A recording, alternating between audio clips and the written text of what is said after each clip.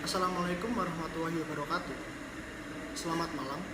Saya Praspawira Buwana, NIM 2018-2018-8 dari kelas I semester 5. Hari ini saya akan mempresentasikan tugas hukum klinis yang menganalisis sebuah kasus.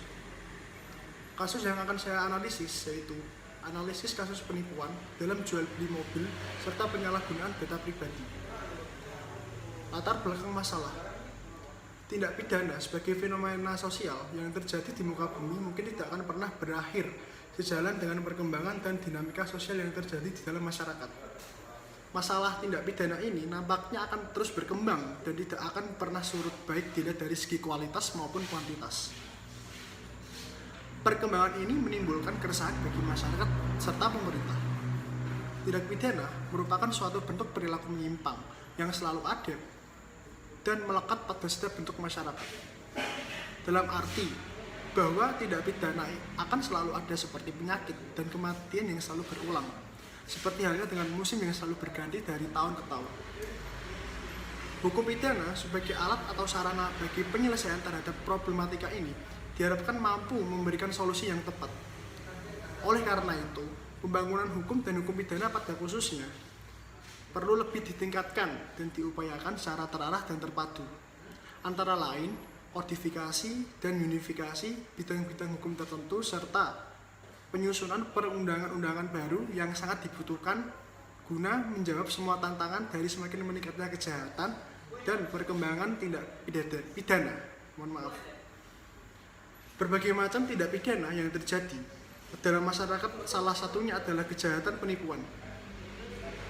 Bahkan dewasa ini banyak sekali terjadi tindak pidana penipuan dengan berbagai macam bentuk dan perkembangan, yang menunjuk pada semakin tingginya tingkat intelektualitas dari kejahatan penipuan yang semakin kompleks. Undang-Undang Hukum Pidana sendiri pada pasal 378 menegaskan bahwa seseorang yang melakukan kejahatan penipuan diancam dengan sanksi pidana. Walaupun demikian masih dirasa kurang efektif dalam penegakan terhadap pelanggarnya. Karena dalam penegakan hukum pidana tidak hanya cukup dengan diaturnya suatu perbuatan di dalam suatu undang-undang. Namun, dibutuhkan juga aparat hukum sebagai pelaksana atas ketentuan undang-undang, serta lembaga yang berwenang untuk menangani suatu kejahatan seperti kepolisian, kejaksaan, dan pengadilan. Penipuan adalah salah satu bentuk kejahatan yang dikelompokkan ke dalam kejahatan terhadap harta benda orang.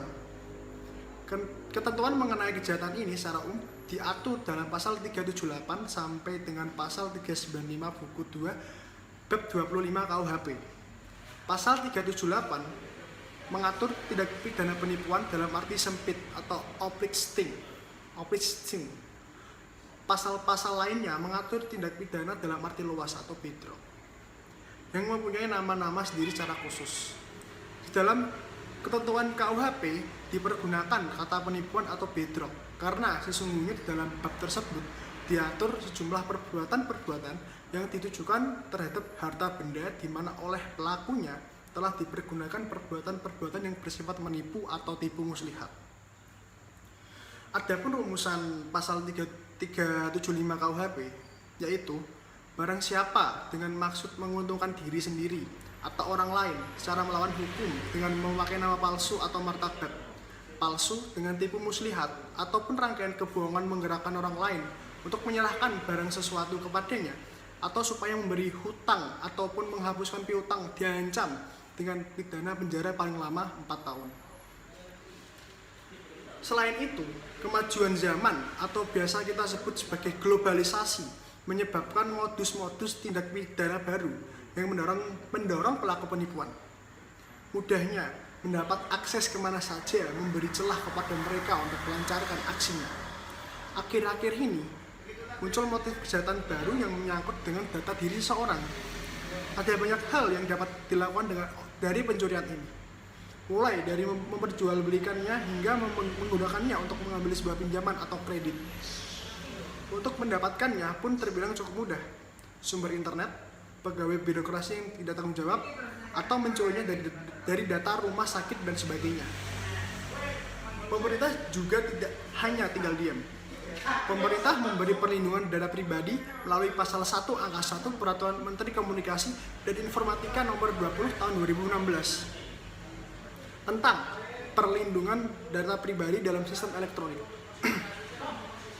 Data pribadi adalah data perseorangan tertentu yang disimpan, dirawat, dan dijaga kebenaran serta dilindungi kerahasiaannya. Maaf sekali lagi. Selanjutnya, kriteria data pribadi pada ayat tersebut dapat dilihat dalam pasal 58 ayat 2 Undang-Undang nomor 24 tahun 2013 tentang perubahan atas Undang-Undang nomor 23 tahun 2006 tentang administrasi kependudukan. Selanjutnya saya akan menjelaskan tentang posisi kasus. Kasus ini terjadi pada tahun 2014 di mana ada seseorang ingin membeli mobil bernama Ibu Masri di sebuah dealer, tetapi melalui maklar atau perantara yang bernama Zakir. Pada saat melakukan pembayaran, Zakir atau maklar tersebut menggunakan siasat dengan 2 tahap pembayaran. Tahap pertama dilakukan dengan cara mengirim sebagian uang yang ditransfer ke rekening dealer mobil tersebut. Dan sisa kekurangan atau pelunasannya, Ibu Masri melakukan pembayaran secara cash dengan maklar tersebut atas permintaan si maklar itu sendiri bersamaan dengan pengiriman mobil yang dipesan tersebut. Pada pelunasan atau pembayaran yang kedua, Zakir meminta kembali bukti pembelian atau kwitansi dengan alasan untuk mengurus surat-surat kendaraan tersebut. Beberapa bulan kemudian, rumah Ibu Masri didatangi seorang tamu yang bernama Pak Sadiman untuk mengklarifikasi apakah mobil tersebut benar dibeli oleh Bu Masri atau tidak, dan apakah pembelian dilakukan dengan cara cash atau kredit. Pertanyaan tersebut dijawab langsung oleh Ibu Masri, di mana pembelian tersebut benar dibeli dengan cash melalui maklar. Pak Sadiman menceritakan bahwa istrinya menerima surat tagihan dari Auto Finance terkait pembelian mobil dengan spesifikasi yang sama dengan miliknya Ibu Masri. Mengetahui bahwa dirinya, Pak Sadiman beserta istri, tidak mempunyai dan tidak pernah mengambil mobil secara kredit. Pak Sadiman pun turut menjelaskan bahwa dirinya pernah menggunakan jasa maklar tersebut dan juga menerangkan bahwa sepengetahuannya maklar tersebut adalah maklar bebas, bukan karyawan dealer. Beberapa waktu setelah itu, Ibu Masri didatangi oleh kolektor dari Auto Finance untuk menarik mobil milik Bu Masri karena dengan alasan mobil tersebut terikat dengan perjanjian fidusia atas nama konsumen kredit dari istri Pak Sadiman. Pihak Bu Masri keluarga menolak keras untuk memberikan mobil tersebut dengan dasar bahwa mobilnya sudah atas namanya sesuai di surat tanda nomor kendaraannya, dan memberikan bukti bahwa dirinya membeli secara cash dan tidak pernah kredit. Selanjutnya, analisa kasus. Dalam kasus ini, terdapat tindak pidana yang telah dilakukan oleh maklar yang bernama Zakir tersebut. Pertama, Zakir melakukan tindak pidana penipuan kepada Bu Masri. Zakir sebagai maklar melakukan penipuan karena membelikan mobil Bu Masri secara kredit tanpa sepengetahuan Bu Masri. Mengetahui sebelumnya, kedua belah pihak antara Bu Masri dengan Zakir sudah menyepakati pembayaran mobil tersebut dilakukan secara cash. Tapi pada akhirnya, Zakir malah mengajukan pembayaran secara kredit melalui Auto Finance untuk membelikan pesanan mobil milik Bu Masri. Perbuatan Zakir dapat dikatakan sebagai tindak pidana penipuan. Tindak pidana penipuan diatur dalam pasal 378 sampai dengan pasal 395 KUHP. Ketentuan mengenai delik genus penipuan atau tidak pidana pokoknya terdapat dalam pasal 378. Berdasar pasal 378 KUHP, secara yuridis delik penipuan harus memenuhi unsur-unsur pokok berupa. Yang pertama ada unsur subjektif. Delik berupa kesengajaan pelaku untuk menipu orang lain yang dirumuskan dalam pasal undang-undang dengan kata-kata dengan maksud untuk menguntungkan diri sendiri atau orang lain secara melawan hukum. Dalam delik ini, Zakir telah memenuhi karena pengajuan kredit telah dilakukan untuk mendapat mobil pesanan Bu Masri. Sedangkan Bu Masri memesan mobil tersebut secara cash atau tunai. Selain itu, ada beberapa kejanggalan di awal jual beli. Antara lain adalah pembayaran secara bertahap dan penarikan kembali kwitansi atau bukti pembayaran. Yang kedua, ada unsur objektif. unsur objektif ini terdapat beberapa unsur delik. Pertama, unsur barang siapa. Kedua, unsur menggerakkan orang lain agar orang lain tersebut menyerahkan suatu benda atau memberi hutang atau menghapuskan piutang. Dan unsur cara menggerakkan orang lain yakni dengan memakai nama palsu atau martabat atau sifat palsu atau tipu muslihat atau rangkaian kebohongan. Unsur yang pertama dipenuhi oleh Zakir sebagai pihak yang harus bertanggung jawab atas kesalahan jual beli tersebut. Zakir juga menggerakkan Bu Masri untuk memberikan bukti pembayaran yang dimungkinkan dijadikan sebagai pengajuan kredit. Terakhir, Zakir telah melakukan delik penipuan karena telah mengaku sebagai maklar dealer yang pada kenyataannya adalah maklar bebas. Kedua, tindak pidana yang telah dilakukan Zakir adalah pencurian atau penyalahgunaan dana pribadi. Hemat saya, Zakir telah menggunakan data pribadi istri Pak Sadiman untuk mengajukan kredit kepada Auto Finance. Zakir bisa mendapatkan data diri dari istri Pak Sadiman karena pernah Pak Sadiman menggunakan jasanya. Hal ini memungkinkan pihak istri Pak Sadiman memberikan data diri kepada Zakir sebagai syarat-syarat pembelian mobil. Pengajuan kredit oleh Zakir menggunakan data diri dari istri Pak Sadiman dapat dibuktikan melalui Auto Finance yang selama 3 bulan ini menagih angsuran kepada istri Pak Sadiman. Sedangkan penarikan mobil dilakukan Auto Finance pada Ibu Masri karena dalam STNK mobil tertulis nama Bu Masri. Sebagai kesimpulan, Zakir telah mengajukan kredit mobil atas nama Bu Masri dengan jaminan fidusia dari istri Pak Sadiman. Selanjutnya, apa yang bisa dilakukan oleh Bu Masri itu sendiri? Upaya hukum yang bisa dilakukan Bu Masri itu sendiri yaitu tindak pidana yang diterima Bu Masri adalah penipuan oleh Zakir, di mana Bu Masri telah tertipu Zakir yang menjual mobil secara cash, namun pada kenyataannya mobil tersebut telah dikreditkan kepada pihak Auto Finance. Bu Masri dapat melaporkan Zakir ke kepolisian melalui jalur pidana. Zakir dapat dikenakan sanksi pidana karena telah memenuhi unsur delik pidana penipuan. Upaya yang bisa ditempuh dalam mengajukan gugatan penipuan ke pengadilan, dasar hukumnya adalah pasal 378 KUHP. Zakir telah memenuhi unsur-unsur pasal tersebut sesuai dengan yang telah dijelaskan pada poin 3 analisis posisi kasus.